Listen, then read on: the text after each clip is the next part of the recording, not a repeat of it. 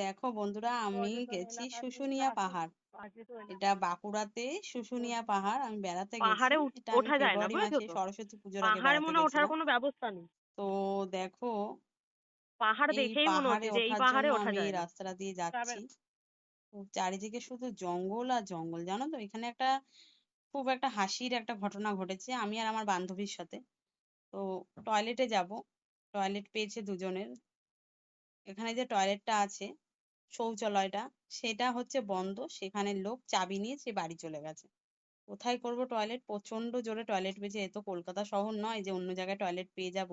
বাসেতেই লাগে 2 ঘন্টা বাঁকুড়া বাস এরকমই কিন্তু স্ট্যান্ড ম্যাপে থেকে। দেখাচ্ছিল না? তো আমরা এরকমই জঙ্গলে জঙ্গল, ওন্না এরকমই ঘিরে পাহাড়। টয়লেট করেছি, জানো তো। এটা খুব একটা মজার ঘটনা ঘটেছে আমাদের সাথে। আর এটা দেখো, খুব সুন্দর শুশুনিয়া পাহাড়টা। সামনে থেকে যতটা না ভালো লাগছে, কাঠের মধ্যে এমন দূর ভাবে থেকে যখন বসাতে পাহাড়টা পুরো ছাদটাই করে। ক্যাপচার করছে ক্যামেরাতে, এত সুন্দর লাগছে, মনে হচ্ছে এখানে দাঁড়িয়ে থেকে শুধু পাহাড়টাকে দেখি আর পাহাড়টা এখানে দূর থেকে দেখতে ভালো রিলস লাগছে। বানাই। এটা আমরা ম্যাজিক গাড়িতে সুন্দর ছিলাম। লাগছে দেখতে। হ্যাঁ, তার জন্য আমরা মানে নামতেও পারিনি, ভিডিও করতে পারিনি। শুধু এমনি জাস্ট হ্যাঁ, পাহাড়টাকে বুঝলাম। আমি দূর থেকে ভিডিও আমার করেছি ব্লগ তোমাদের তুলতে তো ব্লগে চাই। শেয়ার করব বলে। তো কিরকম লাগছে দেখো। আমার তো ফার্স্ট টাইম শুশুনিয়া পাহাড়ে গেছি। তো তোমরা কে কে গেছো কমেন্ট করে আমাকে নিশ্চয়ই জানিও। তো আমার তো খুব ভালো লেগেছে। তবে কি, মানে এই জায়গাটা খুব নিরিবিলি এবং খুব নোংরা। মানে এই পাহাড়ের চারপাশ খুব নোংরা। এখানে পরিষ্কার পরিচ্ছন্ন, এখানে নিট অ্যান্ড ক্লিন কিছুই করা হয় না। এখানে ভালো ব্যবস্থাও নেই, বা গাড়িও ঠিকঠাক চলে না, এবং বাসে প্রচন্ড ভিড়। হ্যাঁ, দেখো সত্যি পাহাড়টা দেখলে পুরো মন ভরে যাচ্ছে। এত সুন্দর পাহাড়, সবুজ ঘাসে মোড়া পুরো পাহাড়টা দেখো। তারপরে এসে আমরা যে হোটেলে ছিলাম, হোটেলে এসে আমরা লাঞ্চ করে নিলাম। আমাদের ছিল mix fried rice, green salad এবং চিলি ফিশ। তো এই দিয়ে আমরা লাঞ্চ করলাম, আমি আমার বান্ধবী, আমরা খাবো। তো তোমাদের সাথে এই ভিডিওতে কিন্তু আবার হোটেলটাও শেয়ার করব। আমরা কিন্তু লাক্সারি হোটেলে ছিলাম।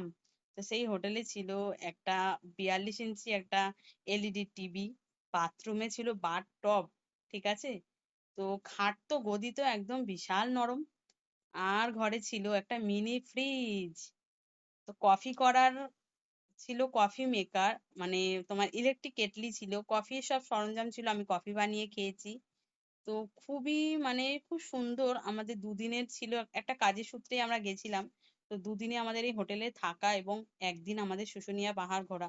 খুব খুব ভালো লেগেছে আমাদের। এই দেখো ইলেকট্রিক কেটলিটা, এই দেখো বাথটবটা দেখাচ্ছি, বাথরুমটাও খুব সুন্দর, খুব সুন্দর।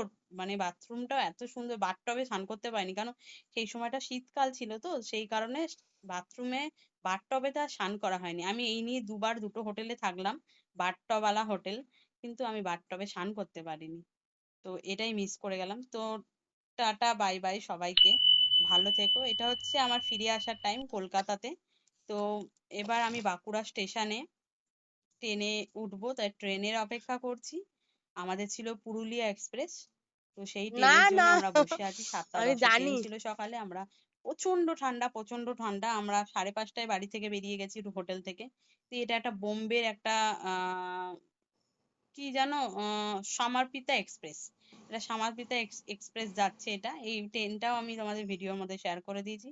তো দেখো, আমি এবার ক্যামেরার সামনে আসবো। প্রচন্ড ঠান্ডা, দেখো আমি জ্যাকেট পরে মাথায় স্কার্ফ মাথায় দিয়ে রয়েছি।